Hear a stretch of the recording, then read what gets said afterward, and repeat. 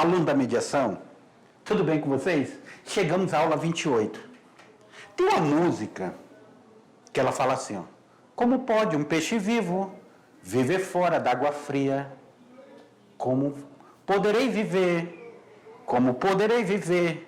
sem a tua companhia? Alunos, essa música era uma música que JK, Juscelino Kubitschek, gostava muito. E na aula de hoje, na tela para vocês, aula de número 28, nós justamente estamos vendo o Brasil Democrático parte 2. Vamos colocar aqui uma canetinha aqui para vocês, ok? Vamos ver o governo dele, Juscelino Kubitschek, a Constituição de Brasília, o governo de Jânio Quadros e o governo de João Goulart. Nós estamos vendo, meus queridos alunos, nós estamos vendo o Brasil nesse processo democrático de redemocratização do Brasil. Então, nós estamos vendo esses governos aí. Na tela para vocês, as habilidades para a aula de hoje, que já estão aí no material de vocês.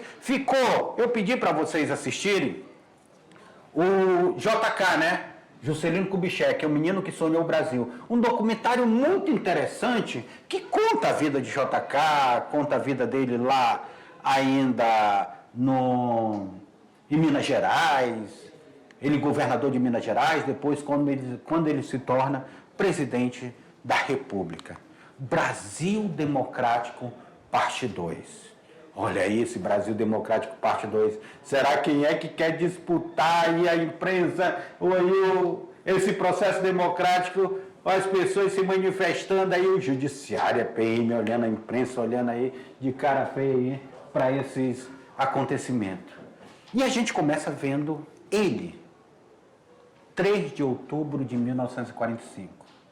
No final do mandato de Vargas, que era cumprido por seu substituto, realiza-se novas eleições presidenciais.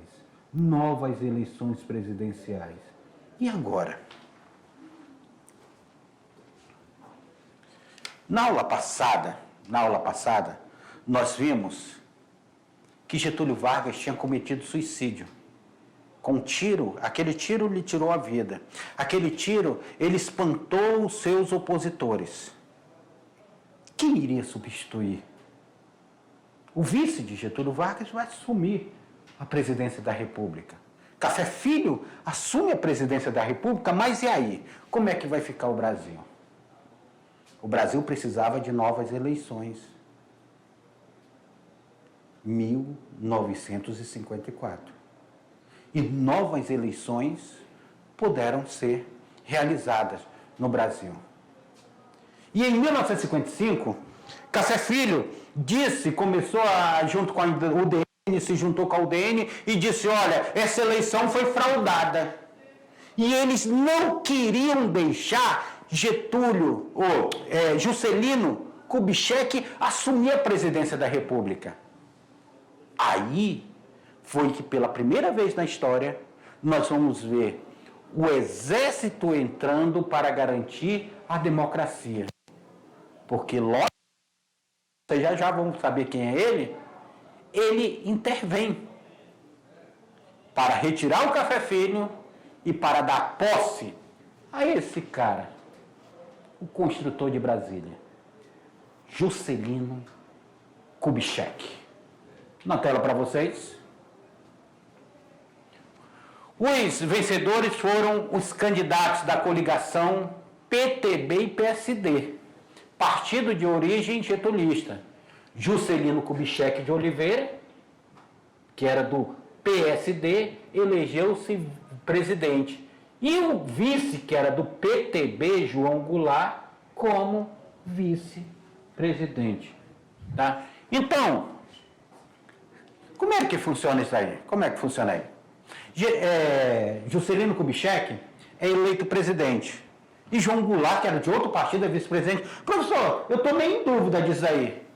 Meus queridos alunos, eu quero lembrar vocês que a Constituição feita em 1946, essa Constituição, ela dizia o seguinte: você vai votar para presidente e vai votar para vice-presidente separadamente.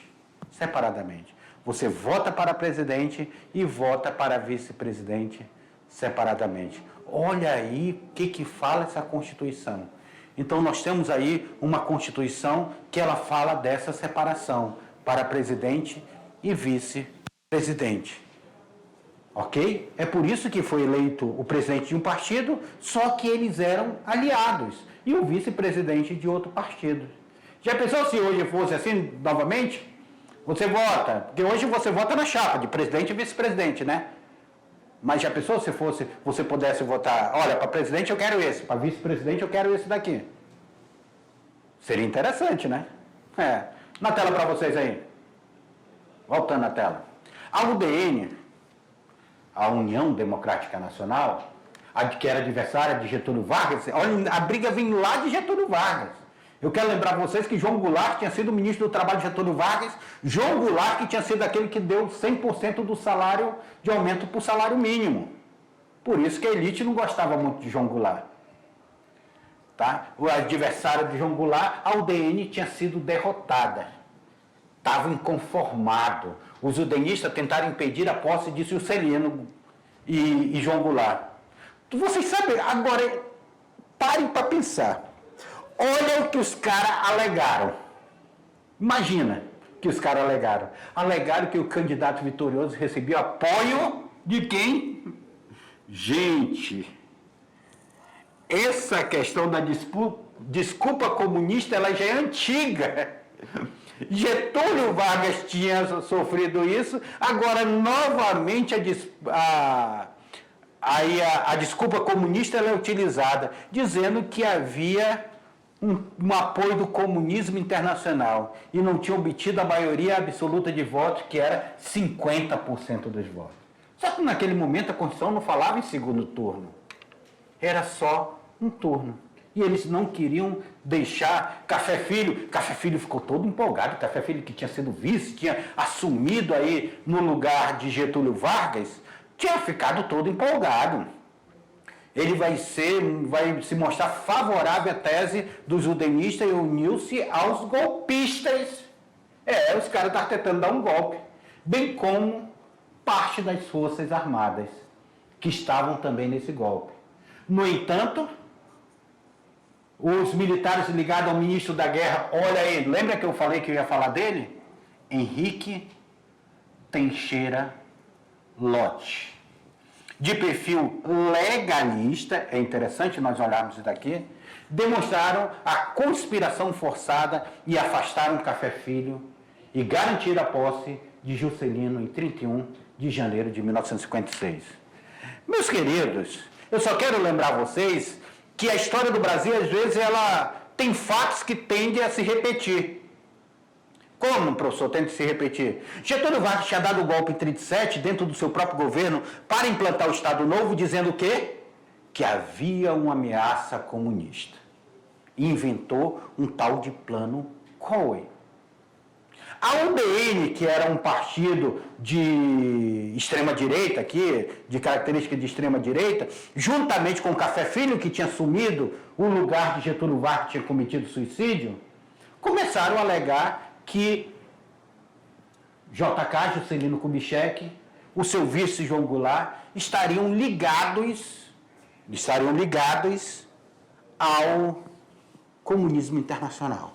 Nós estamos em plena Guerra Fria. Eles tentaram fazer isso para deixar um pavor no meio e o exército se juntar a ele, aí o exército foi, é comunista, nós vamos tirar ele. Só que parte do exército não caiu nessa onda. Parte do exército, comandado por Lott, lá, Henrique Teixeira Lott, parte do exército vai fazer o quê? Vai garantir a posse de Juscelino Kubitschek. Então, na tela para vocês, Juscelino Kubitschek, então, ele vai se tornar presidente do Brasil. E Juscelino Kubitschek, ele adota um lema em seu governo de fazer o Brasil em 50 anos em 5. 50 anos em 5. Esse era o lema de Getúlio Vargas. Professor, por que 50 anos em 5 e não 50 anos em 4? Pessoal, Constituição de 1946 dizia que o mandato do presidente da República era de 5 anos. Ok? Era de 5 anos. Mandato do presidente da República. Em 1956, lança o Plano Nacional de Desenvolvimento, também conhecido como Plano de Metas. O Plano de Metas, ele tinha seu objetivo de fazer o Brasil em 50 anos em 5. Os principais metas aí seria a construção de rodovias aí, ó. Aí ele no mapa, eu quero ver uma coisa interessante. O mapa, nós temos uma estrada muito interessante aqui. Nós temos a Belém-Brasília, que está aparecendo aqui. Então, ele queria traçar o Brasil de rodovias. Mas percebam vocês aqui que a Amazônia continuava sem rodovias. Mas é aí que entra o projeto também da 029, que depois se transforma na 364. Nós vamos ver isso também. Então, os planos de meta tinham, a principal realização do seu governo era a construção de usinas hidrelétricas, ele construiu usinas hidrelétricas, a implantação da indústria automobilística, ele traz a indústria automobilística para o Brasil, ampliação da extração de petróleo via Petrobras, então, em vez de ele privatizar, ele iria ampliar essa extração de petróleo, a construção de rodovias, cerca de 20 mil quilômetros de rodovia construída. Gente, 20 mil quilômetros é muita rodovia que ele planejou. Mas tem um porém. Tem um porém. Nem tudo são flores. Como estava aí automóveis chegando no Brasil, construção de rodovias aqui dentro do Brasil, historicamente a gente vê como uma falha do governo dele, que foram a destruição das linhas férreas. As linhas férreas foram deixadas em segundo plano. As estradas de ferro. Enquanto a Europa estava se ampliando de estrada de ferro, no Brasil nós estávamos destruindo as estradas de ferro e dando a substituição delas por rodovias. E hoje o Brasil, até hoje o Brasil, não tem ligações de estrada de ferro como tem na Europa. Hoje na Europa você anda a Europa todinha de trem. Tem aquele trem. Tem o Eurotúnel lá, o Eurotúnel, só para vocês terem a ideia, lá na Europa, o Eurotúnel, ele sai do continente para uma ilha.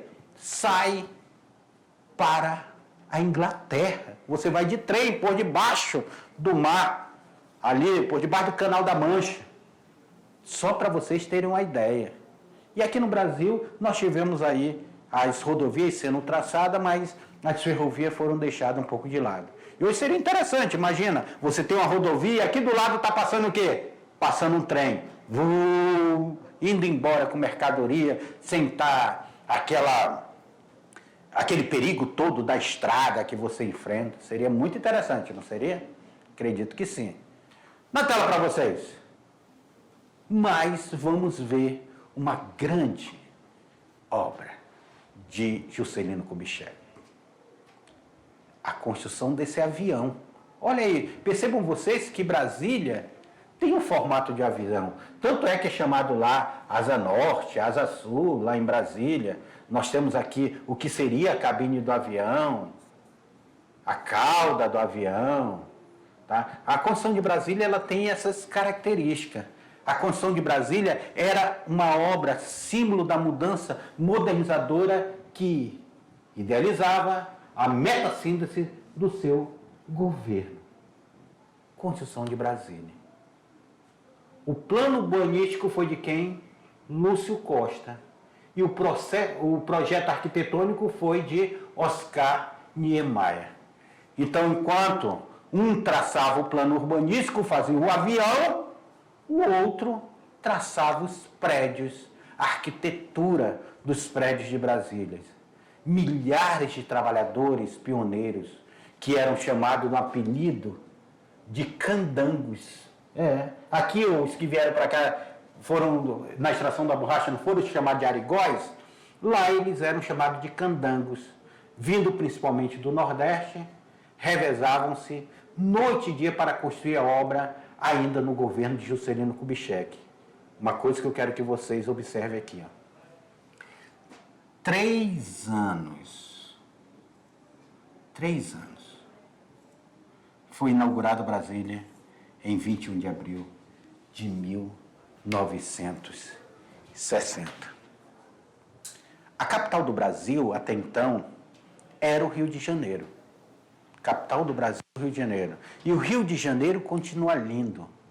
Pois é, a capital do Brasil, o Rio de Janeiro. Agora, nós temos uma mudança da capital do Brasil para o Planalto Central. Era uma estratégia. Lá ficaria no meio do Brasil e poderia fazer ligação mais rápida com outros estados. E uma questão estratégia, Getúlio Vargas já vinha pensando isso lá atrás. E uma questão estratégia também de descentralizar o poder. O poder ficar mais central, tirar o poder ali do Rio de Janeiro, litorâneo, e o poder vir mais para o centro do Brasil. E outra estratégia é uma estratégia de segurança. Um ataque, numa guerra, a capital do país estaria mais distante de ser bombardeada. Então tinha todas essas estratégias. E aqui são as obras de Brasília. Olha lá, as esplanadas dos ministérios sendo construídas. Olha lá, a Praça dos Três Poderes lá no fundo, sendo construída ali a Praça dos Três Poderes. Então aqui, ó, a construção de Brasília. E hoje nós estamos aqui, nós nos deparamos com a Praça dos Três Poderes, nós nos deparamos lá em Brasília com a ponte Juscelino Kubitschek. Olha essa vista aérea daqui para Brasília. Daqui é uma foto tirada numa torre. Aqui, provavelmente, aqui a torre fica aqui onde eu estou, nessa perspectiva. Aí eles tiraram essa foto. Já subi nessa torre lá, tem uma vista linda lá de Brasília. Então, aqui é a esplanada dos ministérios, aqui é a esplanada, e aqui é a Praça dos Três Poderes. Aqui ficam os ministérios, ó. De um lado, desse lado aqui fica o Ministério da Educação, fica o Ministério da Defesa, o Ministério da Saúde. Hoje eles já fizeram anexo a esses ministérios atrás. E vão ficar os outros ministérios do trabalho e outros ministérios lá do outro lado. Então, nós temos aí, é chamado a asa norte e a asa sul de Brasília.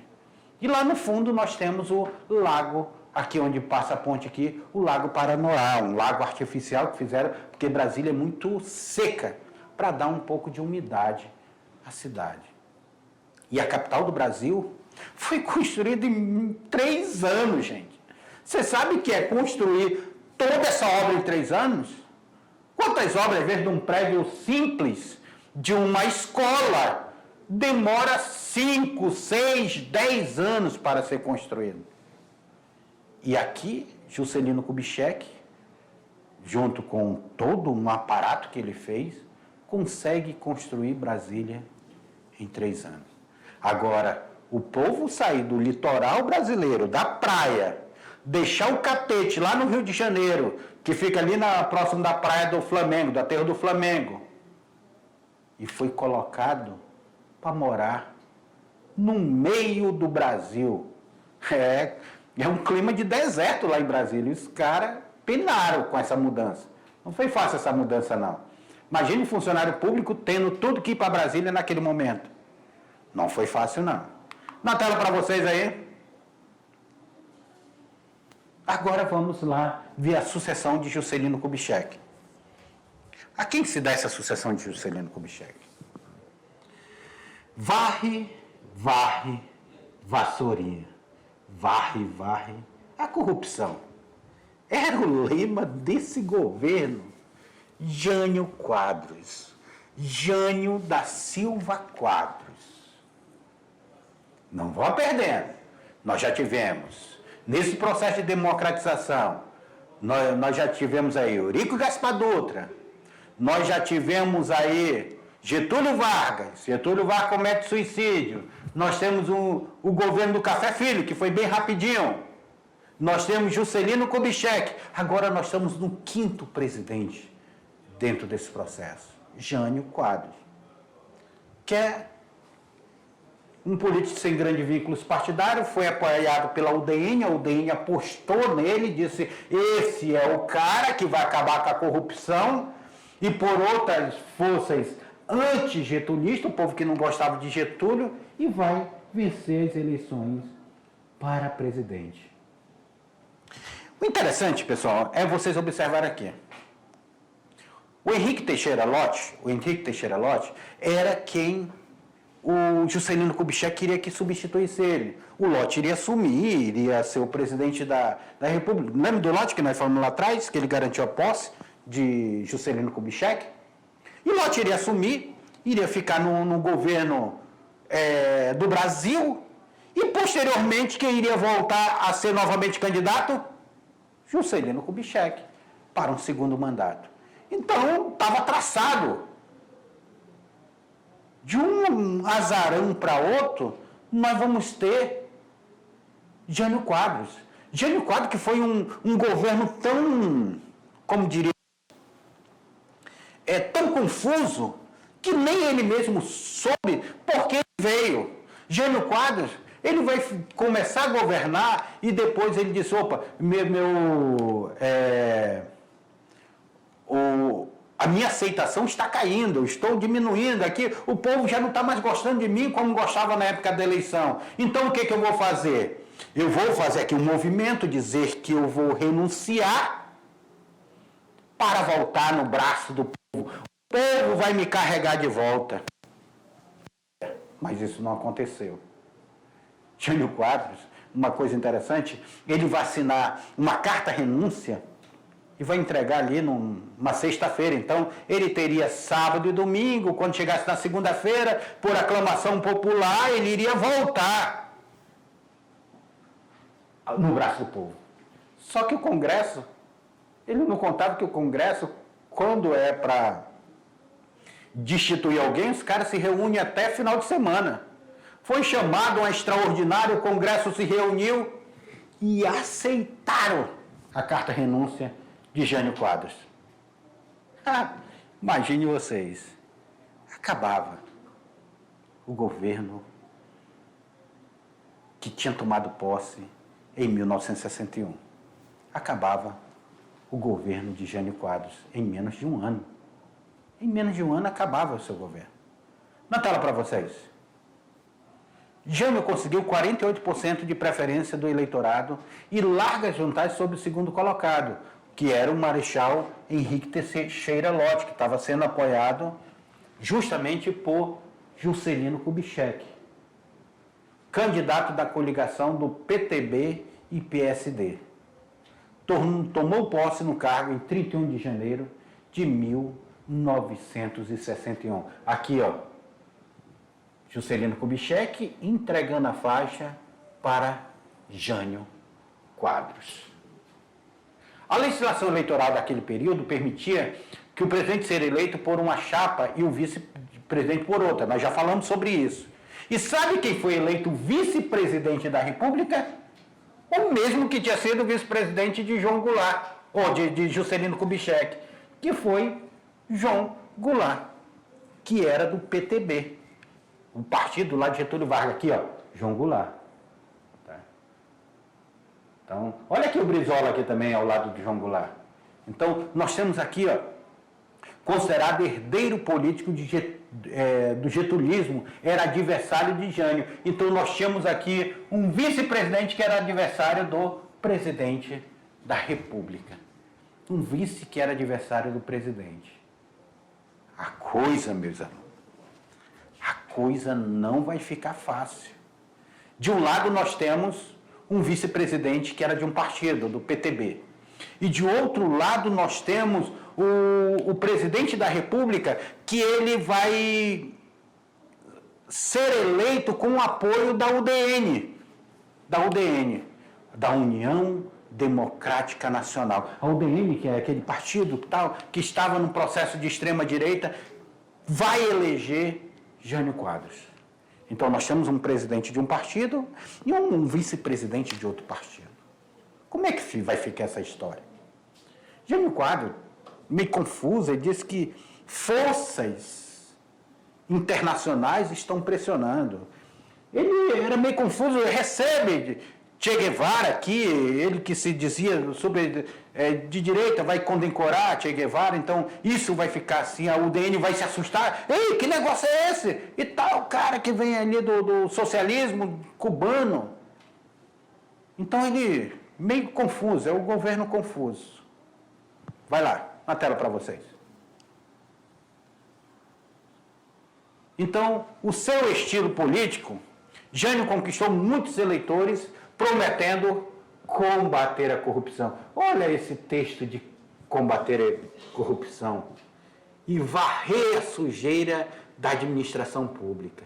Tanto é que o símbolo dele era aquela vassourinha que ele andava. O símbolo de sua campanha justamente foi essa vassoura. E ele ainda cantava, varre, varre, vassourinha, varre, varre a corrupção.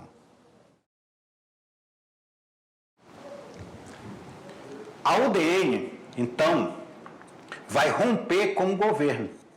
O seu líder, o líder da UDN, pessoal, eu quero que vocês percebam esse nome aqui, ó, Carlos Lacerda. O Carlos Lacerda, ele vai ser o grande líder da UDN. O Carlos Lacerda. O Carlos Lacerda, ele que era o inimigo de Getúlio Vargas, aquele do tiro do pé, tá?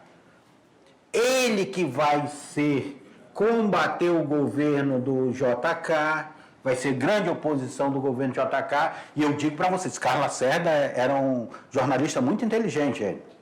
E ele que vai ser o governo que vai apoiar a eleição de Jânio. Só que ele vai rachar com Jânio, porque ele vai dizer que Jânio abriu as portas do Brasil ao comunismo internacional. Pessoal, pelo amor de Deus, mais uma vez a questão comunista em voga. Mais uma vez alguém sendo acusado de ser aliado aos comunistas. Eu fico imaginando, deve ser um medo muito grande desse bicho papão e tudo. E o pobre do Jânio Quadros queria só governar no seu governo confuso de Jânio Quadros. Jânio teria pretendido, com a carta de renúncia, gerar uma mobilização das forças populares e militares a favor de sua continuidade, o que lhe daria maiores poderes contra seus opositores. Mas isso não ocorreu. Sem demora, o Congresso aceitou o pedido de renúncia. Imaginem vocês, um presidente da República achar que ele está, olha lá a vassoura dele lá, varre, varre, vassourinha, varre, varre a corrupção. O lema dele, ele colocava coisa para parecer que tinha caspa caindo, para parecer... Ele era muito populista. Tá? Só que, até nas entrevistas que ele deu depois, ele nunca explicou direito por que ele renunciou, nunca explicou. Só sei que ele acredita-se que ele tenha... Vocês já jogaram truco? Alguém já jogou truco aí? Sabe aquela que você não tem o zap na mão e quer trucar alguém? Truco! E o cara corre ou não corre? Só que o Congresso não correu. O Congresso pediu para ver a carta, pediu para dar 6 em cima. 6 marreco! Gritou lá o Congresso e o pobre do Jânio Quadros teve que mostrar a sua carta. E a carta renúncia tira Jânio Quadros do poder. Quem vai assumir agora? Na tela para vocês. Ele. Quem deve assumir é João Goulart. João Goulart. João Goulart tomou posse em 7 de setembro de 1961. A chefia do governo coube ao primeiro-ministro Tancredo Neves. O sistema parlamentarista não duraria mais de que 14 meses. Professor, de quem o senhor está falando, professor? De que você está falando? João Goulart. O João Goulart, quando o Jânio Quadros renunciou, o João Goulart estava em viagens internacionais, inclusive estava na China, fazendo comércio internacional.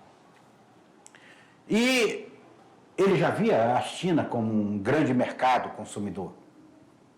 Quando ele foi para assumir que Jânio Quadros renuncia, o Congresso Nacional não queria deixar ele tomar posse. Adivinha por quê? Mais uma vez, adivinha por quê? Dizia que ele era aliado dos comunistas. Mais uma vez, o comunismo sendo utilizado como desculpa. E não queriam deixar João Goulart assumir o poder. Houve uma articulação muito grande do seu cunhado. Quem é esse cunhado dele, professor? Não é o Brizola, aquele que era governador do Rio Grande do Sul, que tinha forças políticas, forças armadas também ao seu lado. Houve uma articulação muito grande numa campanha para que João Goulart assumisse a presidência da República. Só que o Congresso fez um acordo, disse, olha, nós vamos deixar o João Goulart assumir, só que a forma de governo vai mudar. Como, professor? Como é que essa forma de governo vai mudar? Em vez de ser presidencialista, será parlamentarista. O que é isso? É tipo nós tivemos um primeiro-ministro comandando o Brasil. Existe a figura do presidente, mas é uma figura emblemática. Quem irá comandar será o primeiro-ministro. Adivinha quem vai ser o primeiro-ministro? Adivinha quem? Não é o pai da Branca de Neve, não. Não, meus alunos. Mas é o Tancredo Neves. Avô do Aécio Neves. Lembra do Aécio? Vocês lembram? Pois é. Tancredo Neves. Tancredo Neves, então, ele assume aí como primeiro-ministro para João Goulart poder tomar posse. Na tela aí para vocês, aí, para nós entendermos melhor esse período. Então, em 6 de janeiro de 1963, acaba esse negócio, porque o João Goulart, espertamente, ele chama o povo para um plebiscito. E é realizado esse plebiscito em 1963, com mais de 12 milhões de cidadãos, no quais, desses 12 milhões, 10 milhões se manifestaram contra o parlamentarismo e disseram, volta presidencialismo. E voltou, então, o processo presidencialista. Tancredo Neves, então, se torna apenas mais um deputado. E com isso nós temos a volta do presidencialismo. Na tela para vocês aí. O governo de Goulart foi marcado pela mobilização social e política em diversos setores da sociedade brasileira. Eram mobilizações organizadas por grupos formados por estudantes, operários, camponeses, associações como o Instituto Brasileiro de Ação Democrática, fundado em 1959, daqui vocês vão ver os copos que vão ser dados, e o Instituto de Pesquisa e Estudos Sociais, criado em 1961. Tudo isso aí nós temos como uma mobilização. Porque João Goulart ele começa a fazer uma reforma de base. O que é essa reforma de base? O que vem a ser? No 13 de março de 64, João Goulart, ao falar para mais de 300 mil pessoas diante a Estação Central do Brasil, expôs um conjunto de reformas que seria adotado em seu governo.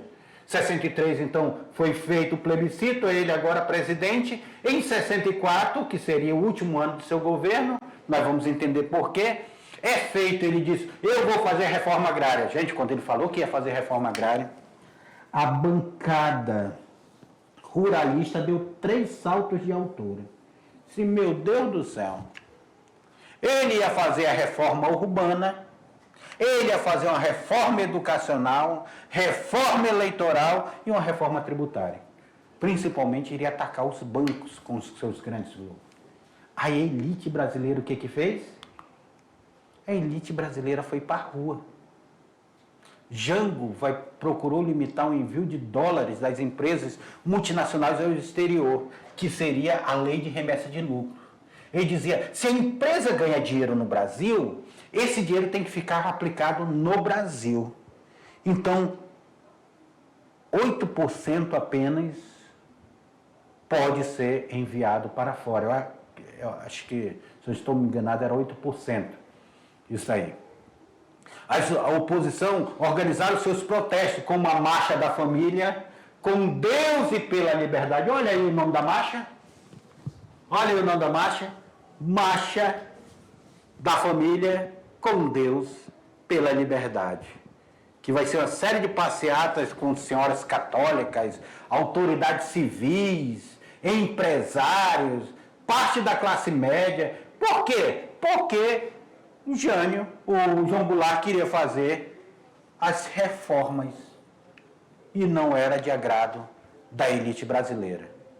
Olha a Marcha pela Família. Olha a presença do cristianismo aqui na Marcha pela Família. Naquele momento, apoiando o que iria ser dado posteriormente.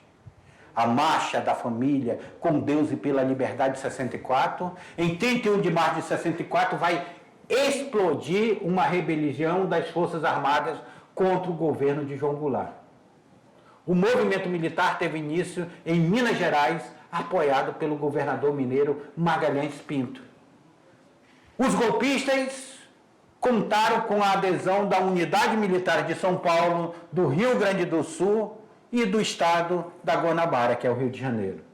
Aí, meus alunos, sem condições de resistir ao golpe militar, o presidente João Goulart deixa Brasília em 1º de abril de 64. Passa pelo Rio Grande do Sul e, em seguida, vai para o Uruguai como exilado político. Era o governo, o início do governo militar. Assim termina o governo de João Goulart, com um golpe militar que vai durar 21 anos. Mas isso é assunto para outra aula. Até lá.